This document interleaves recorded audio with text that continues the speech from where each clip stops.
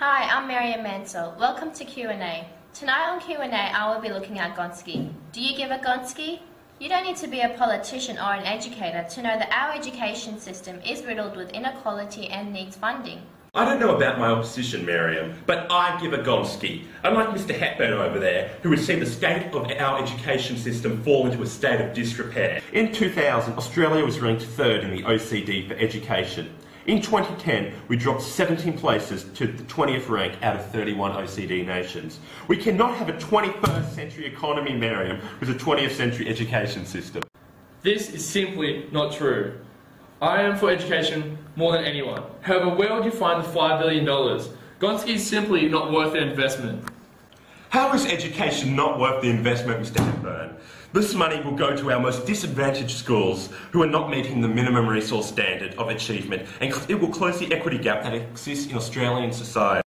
Yes, I'm not denying there are areas of disadvantage in this country, Mr. O'Shea.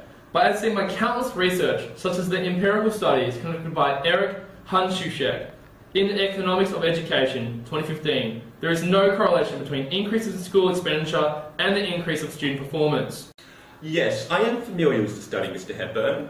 The research concluded that the case was limited as they could not distinguish how the money was spent between schools, and ultimately the outcomes depend how the money is used.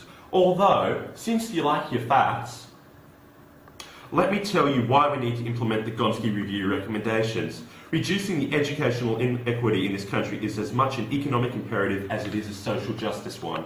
Are you aware that the gap between Australia's highest and lowest performing students is increasing, as evident in the recent TIMSS results?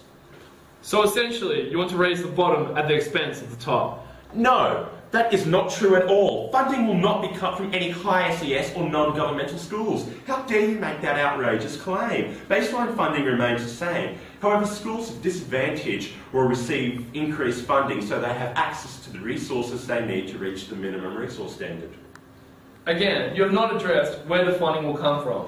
Furthermore, primary and secondary education is a matter of the state and not the Commonwealth.